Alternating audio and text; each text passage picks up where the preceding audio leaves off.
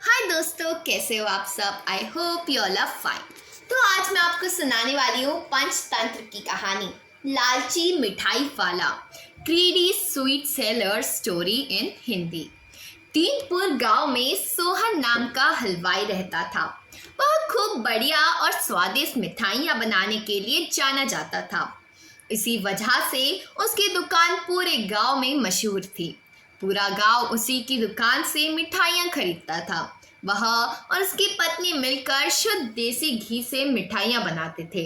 इससे मिठाइयाँ काफ़ी अच्छी और स्वादिष्ट बनती थी। हर रोज़ शाम होते होते उनकी सारी मिठाइयाँ बिक जाती थी और वह अच्छा मुनाफा भी कमा लेते थे। मिठाइयों से जैसे ही आमदनी बढ़ने लगी, सोहन के मन में और पैसा कमाने का लालच आने लगा।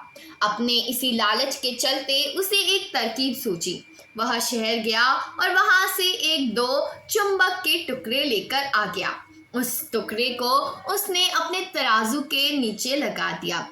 इसके बाद एक नया ग्राहक आया जिसने सोहन के पास से 1 किलो जलेबी खरीदी। इस बार तराजू में चुंबक लगाने की वजह से सोहन को अधिक मुनाफा हुआ।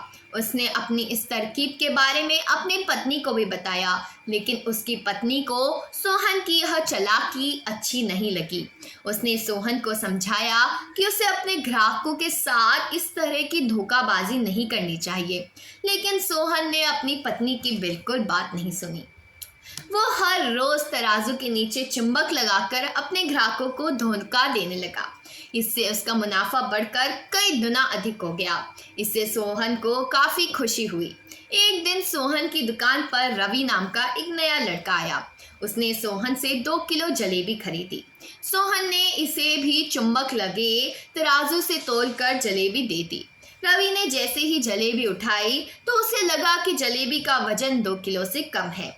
उसने अपना शक दूर करने के लिए सोहन से दोबारा से जलेबी को तोलने के लिए कहा।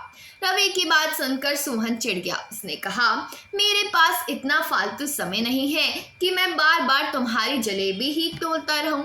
इतना कहकर उसने रवि को वहां से जाने के लिए कह दिया। सोहन मिठाई वाले की बात सुनने के बाद रवि जलेबी लेकर वहां से चला गया। वह एक दूसरी दुकान पर गया और वहां बैठे मिठाई वाले से अपनी जलेबी तोलने के लिए कहा। जब दूसरे दुकानदार ने जलेबी तोली तो जलेबी सिर्फ 1.5 किलो ही निकली। अब उसका शक यकीन में बदल गया। उसे पता चल गया कि सोहन मिठाई वाला तराजू में कुछ गड़बड़ है। अब उसने तराजू की गड़बड़ को सबके सामने लाने के लिए खुद एक तराजू खरीद लिया और उसे ले जाकर सोहन मिठाई वाले की दुकान के पास ही रख दिया। फिर रवि अपने सभी गांव के लोगों को वहां इकट्ठा करने में लग गया। जैसे ही लोगों की थोड़ी भीड़ बढ़ने लगी तो उसने गांव के लोगों को कहा कि आज मैं आप सभी को एक जादू दिखाऊंगा। यह जादू देखने के लिए बस आप लोग को सोहन मिठाई वाले से खरीदा हुआ सामान एक बार इस तराजू में तोलना होगा। तब आप लोग देखेंगे कि कैसे सोहन मिठाई वाले के तराजू में तोली गई मिठाइयाँ इस दूसरे तराजू में अपने आप ही कम हो जाती हैं। कुछ देर बाद 1-2 लोग मिठाई लेकर रवि के पास पहुंचे तो उनने ऐसा करके भी दिखाया। इसके बाद सोहन की दुकान में जितने भी मिठाई खरीदी थी सभी ने रवि के तराजू में तोलकर देखा तो सबकी मिठाई 250 ग्राम से लेकर आधा किलो तक कम निकली। यह सब देखकर लोगों को काफ़ी हैरानी हुई। अपनी दुकान के पास ही यह सब होता देखकर सोहन मिठाई वाला रवि से झगड़ा करने लगा।